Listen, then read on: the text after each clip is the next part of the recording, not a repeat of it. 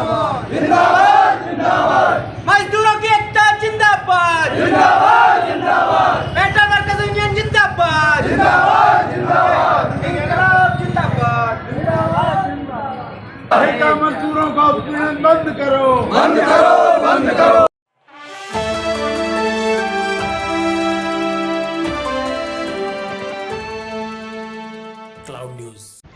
खबर उत्तर प्रदेश के मथुरा जनपद से है, जहां देश के सार्वजनिक क्षेत्र के अभूतपूर्व नवरत्नों में से एक इंडियन ऑयल कॉरपोरेशन की मथुरा रिफाइनरी में अधिकारियों और ठेकेदारों के बीच भ्रष्ट गठजोड़ के चलते ठेका श्रमिकों के साथ अन्याय का सिलसिला थमता हुआ नजर नहीं आ रहा। करीब एक माह से चले आ रहे विवाद का समाधान ना निकलते देख सोमवार को तमाम मजदूर जिला मुख्यालय स्थित डीएम कार्यालय पहुंचे, जहां मजदूर एकता जिंदाबाद, मजदूरों का उत्पीड़न बंद करो, इंकलाब जिंदाबाद जैसे नारों के साथ जमकर नारेबाजी करते हुए डीएम को ज्ञापन सौंपा गया। आरोप है कि ठेका मजदूरों को स्वीकृत मानदेय दिया जाकर उनसे आधा भाग वापस ठेकेदार द्वारा लिए जाने की शर्त रखी जाती है, जिसका विरोध करने पर उन्हें काम करने से रोक दिया जाता है।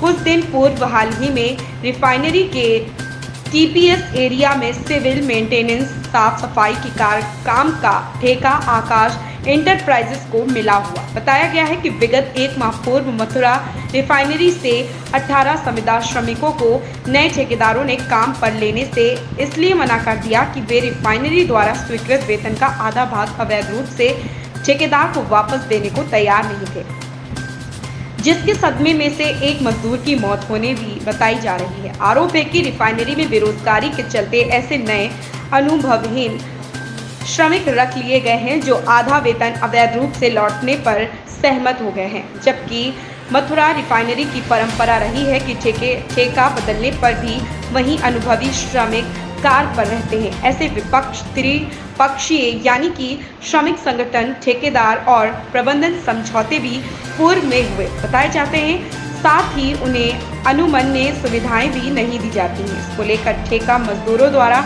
रिफाइनरी मैनेजमेंट के विरुद्ध आंदोलन की रूपरेखा काफी समय से तैयार की जा रही थी।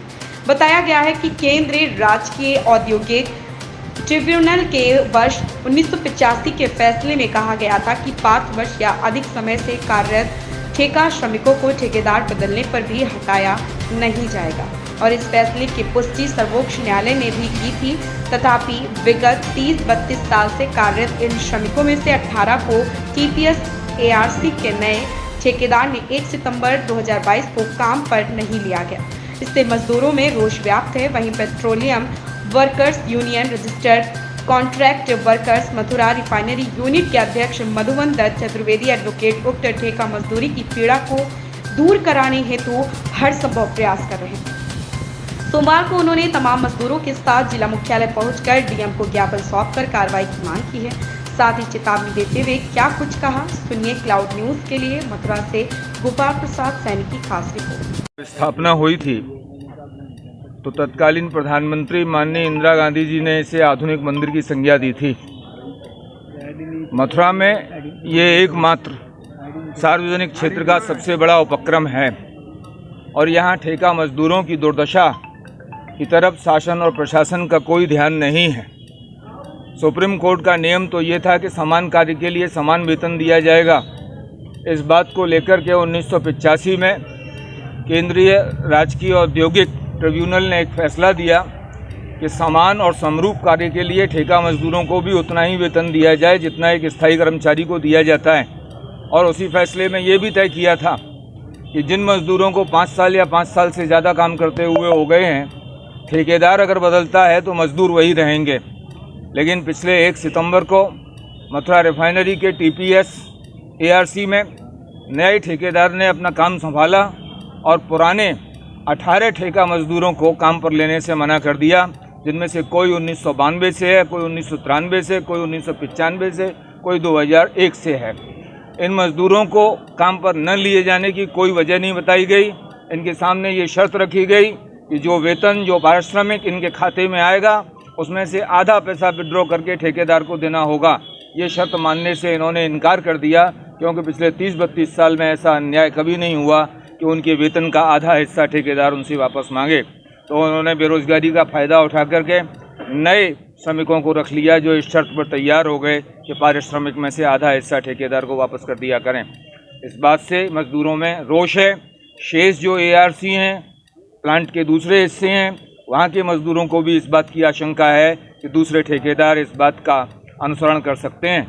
तो ये एक बड़ा औद्योगिक विवाद बनने जा रहा है। हमने बार बार रिफाइनरी मैनेजमेंट को, जिला प्रशासन को, पुलिस प्रशासन को इस सबसे अवगत कराया, लेकिन अभी तक इस समस्या का कोई समाधान नहीं हुआ है।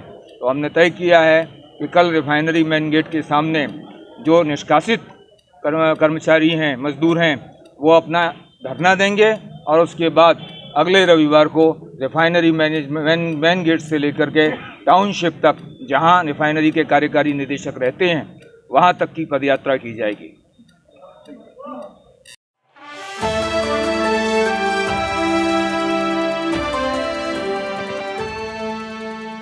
Cloud news.